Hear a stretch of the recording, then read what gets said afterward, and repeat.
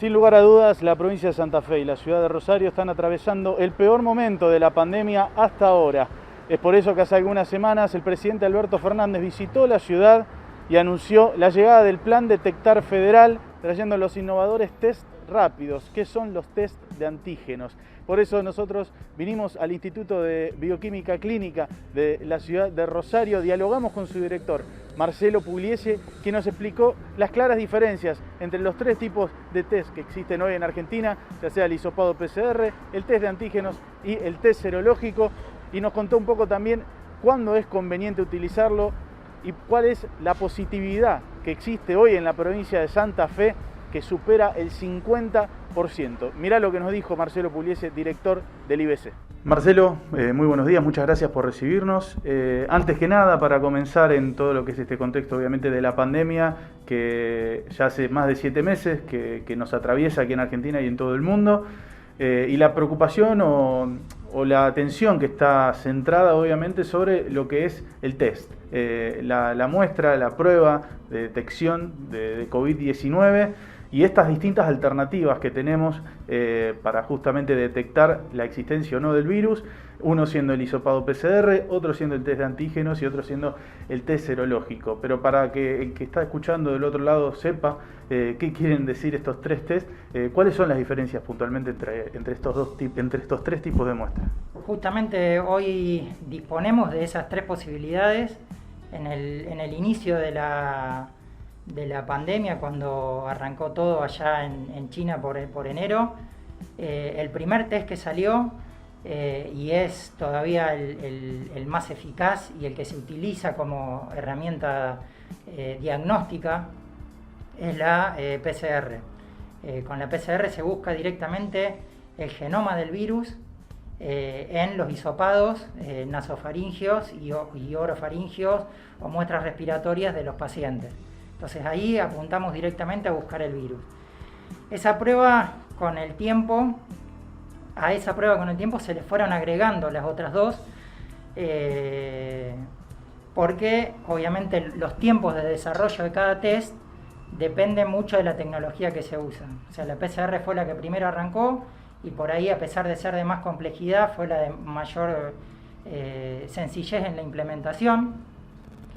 Tiene la dificultad de que los laboratorios tienen que tener una especialización para hacer las técnicas moleculares y una infraestructura para hacerlo, pero digamos, con esa técnica se le dio tiempo de desarrollo a las otras que aparecieron posteriormente. Primero surgieron las de test de anticuerpos, en donde uno busca una parte de la defensa que genera el organismo contra el virus. Esa prueba de anticuerpos no se usa como test diagnóstico, es una prueba complementaria a la PCR y hay también distintas plataformas sobre las que se hace, pero básicamente da una idea de la respuesta inmunitaria, de una parte de la respuesta inmunitaria del paciente contra el virus.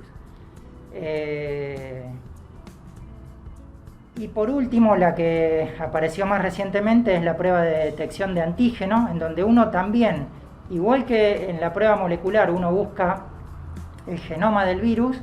En la de antígeno uno también está buscando en forma directa el virus, no una respuesta inmune ni nada, uno busca directamente el virus, pero una proteína del virus, o sea, una parte de la estructura viral.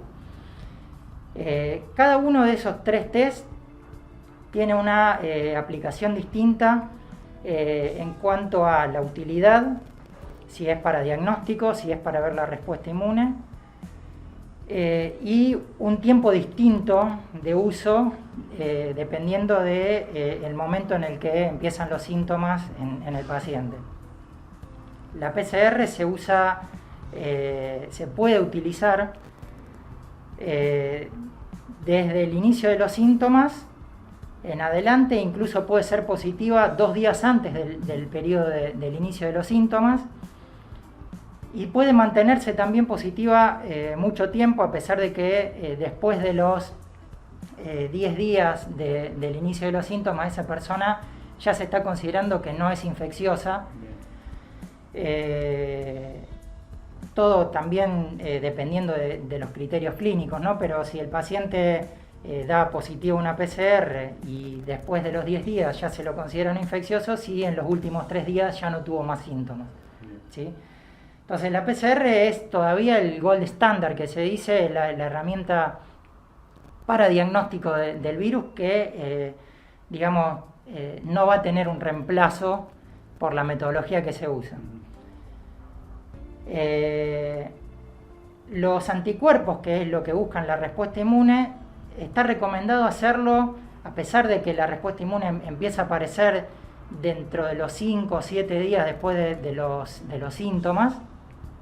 Está recomendado hacerlo para asegurar que se puedan medir en una cantidad suficiente después de los 21 o 30 días del inicio de los síntomas, y eso lo que permite es ver un poquito en forma retrospectiva si ese paciente tuvo contacto y no se le hizo la PCR en el momento que empezó con los síntomas. Digamos, si uno llegó tarde a ese Exacto. inicial, controlar si esa persona tuvo la... Exacto, pero hay que saber, para todos los test hay que saber esperar el momento, indicarlo en el momento que corresponde. Por ejemplo, si una persona tuvo un viaje, tuvo síntomas y un mes después sospecha que esos síntomas pueden haber sido de COVID porque fueron síntomas leves y en ese momento no le dio mayor importancia, se puede hacer el test de anticuerpos a esos 30 días y si dieron positivos uno puede asumir que fue por un contacto con COVID, unos síntomas leves o una persona asintomática. En ese momento ya la PCR no tiene utilidad, porque transcurridos los 15 días después del inicio de los síntomas normalmente se negativiza, aunque la PCR tiene la desventaja que puede continuar positiva más tiempo y esa persona no ser infecciosa. Y por último, el test de antígeno, que es el que les comentaba, que salió más recientemente, también se realiza por un hisopado, se hace el mismo hisopado que para la PCR, nada más que en vez de buscar el material genético del virus, se busca la estructura proteica del virus. Y las recomendaciones para el test de antígeno son que sea utilizado dentro de los primeros 5 días del inicio de los síntomas. O sea, si uno cuenta día 0 el inicio de los síntomas de la persona, también se recomienda esperar entre 48 y 72 horas para hacer la toma de muestra, pero que la toma de muestra esa no supere los 5 a 7 días para hacer el test de antígeno, porque ese sí se negativiza mucho más rápido. Y la recomendación es, si el test de antígeno es positivo, se lo considera una persona positiva de COVID, pero si el test de antígeno es negativo, se recomienda testearlo por PCR. Hacer un PCR porque la técnica molecular tiene mucho más sensibilidad y con un antígeno negativo uno puede estar soslayando una infección. ¿Cuáles son hoy las posibilidades de tener un resultado falso, ya sea en la prueba antígeno o en la prueba PCR? No hay ninguna prueba de laboratorio que no esté sesgada, aunque sea en una forma mínima, por la posibilidad de que haya un resultado de este tipo. Uno en el proceso de la muestra toma una serie de recaudos para ir asegurando todos los pasos, en donde uno asegura primero que el material del hisopado fue hecho correctamente, entonces uno puede detectar si el material en la cantidad tomada en el hisopado fue correcta, y eso nos asegura una parte. Después, cuando se procesa esa muestra, se le aseguran una serie de controles, dentro de la cual uno me permite saber si, por ejemplo, el material que yo extraje de esa muestra está bien, y después durante el proceso de PCR también hay controles internos en las muestras que nos van permitiendo ir asegurando todo el proceso. decirte que no hay un falso positivo o un falso negativo estaría un poco faltando a lo que ocurre realmente en todas las pruebas de laboratorio, ¿sí? Lo que pasa es que esto ha tomado muchísima dimensión al haber tenido la difusión que tuvo y la explosión demográfica que tuvo a nivel mundial. Bien, haciendo un resumen entonces de todo esto que hablamos del test de antígenos, de los días en los que se tiene que hacer la prueba, justamente la efectividad y las recomendaciones, ¿qué podemos concluir entonces del test de antígenos en términos de confiabilidad y de tiempos de aplicación? El test de antígeno es un test que las recomendaciones son que si es positivo uno se queda tranquilo de que es un caso de COVID, y en los negativos hay que retestearlo por PCR por una cuestión de sensibilidad. Una cosa importante del uso de los test es que los resultados también dependen mucho de la prevalencia de la enfermedad. O sea, si es una enfermedad que es muy prevalente, como en este caso tenemos en este momento, y hablando puntualmente de la ciudad de Rosario, donde la prevalencia de la enfermedad es alta, tenemos menos chances de encontrarnos con falsos negativos. Entonces, cada test tiene su aplicación y el resultado de ese test también está influenciado por la prevalencia de la enfermedad en la población. En este momento es quizá el momento ideal en cuestiones de prevalencia para el uso de los test de antígeno. Lo que sí volvemos a insistir, tanto los test de antígeno como los test de anticuerpos, que muchas veces algunos de los formatos son formatos sencillos de utilizar por la gente porque está acostumbrado a test similares.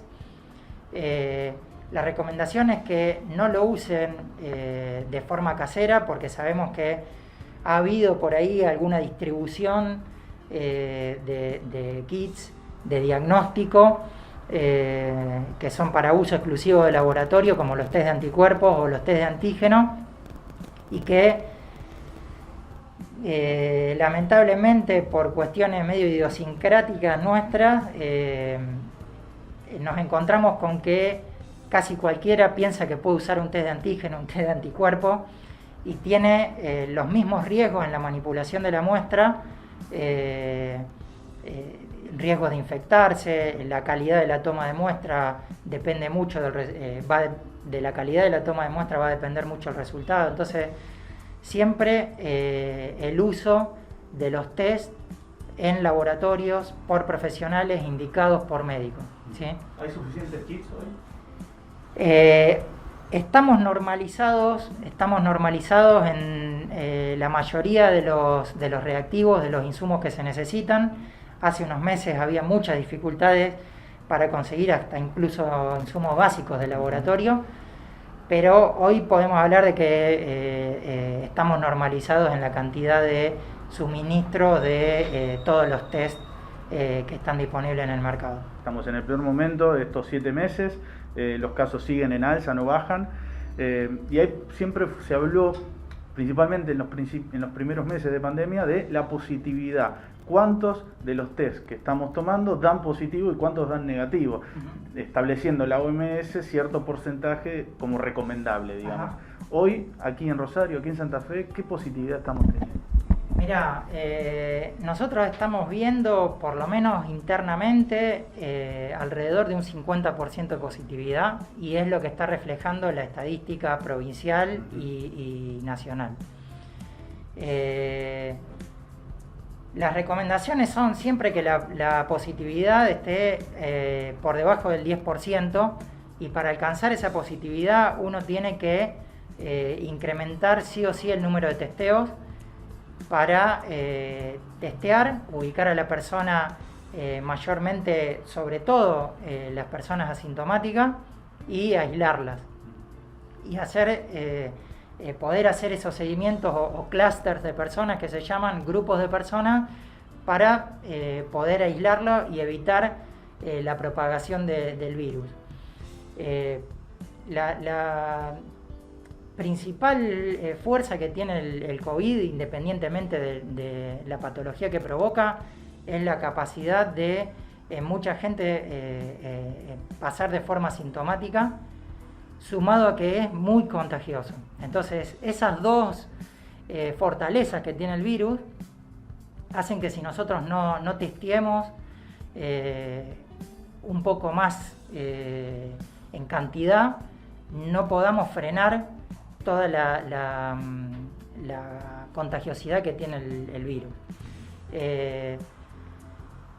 Tenemos dificultades porque empezamos a testear en forma un poco tardía, diría yo, y no tan descentralizada como hubiésemos pretendido. En un principio se empezó a testear todo centralizado, dirigido y desde el Ministerio de Salud, y después se empezó a abrir y se empezó a incrementar la cantidad de testeo, pero es como que estamos un poquito atrás de eso y no estamos llegando a bajar esa positividad. Es difícil porque, ya te digo, muchas cuestiones tienen que ver con la infraestructura propia de los laboratorios que procesan, tiene que ver con la amplitud que tiene el país. Todo eso por ahí muchas veces también juega en contra. Hay muchísimos factores que hay que analizar en el contexto de una enfermedad como esta, y cada país tiene distinta injerencia de esos factores en el desarrollo de la pandemia. Se sabe que las ciudades con mayor población siempre son las que más rápidamente empiezan a diseminar el virus, pero estamos viendo acá en nuestro país que empezó así, pero termina irradiándose al resto del país. Y bueno, ahí la capacidad de testeo realmente está limitada. Bien. ¿Y tenés alguna opinión personal sobre justamente la política que ha tomado el gobierno, ya sea nacional, provincial, municipal, sobre justamente los métodos de testeo y la cantidad y el número? Mira, siempre hablar un poquito de las políticas que se tomaron, sobre todo cuando ya ha transcurrido tanto tiempo y uno puede ver para atrás, no está muy bien. Uno, cuando se tomó la primera medida de aislamiento obligatorio, estaba de acuerdo con eso, y por ahí una vez que uno empieza a ver que se ha prolongado demasiado y que en definitiva las medidas que uno tiene que tomar hoy son las mismas que se sabían en enero, que son distanciamiento, que son el uso de barbijo, que son el lavado frecuente de manos, y que son el separar a las personas que tienen síntomas lo antes posible el resto de los contactos. Eso que es básico, es como que tenemos que seguir, fíjense, hoy 7 meses después tenemos que seguir insistiendo en que prácticamente son las únicas medidas que tenemos y que vamos a tener por un tiempo más. Entonces hay que ser consciente de eso, que no tenemos mucho más que eso. Sí que quizás las políticas de testeo, y sobre todo al principio, fueron bastante escasas en cantidad. Ahora se han sumado otros planes, como el plan Detectar, que utiliza uno de estos test de antígeno, y siempre más es mejor en este caso, ¿no? Porque justamente es el objetivo del incremento en el número de testeos. Pero bueno, hay que saber apuntar a qué población, hay que saber poder usar todas esas herramientas de la forma correcta.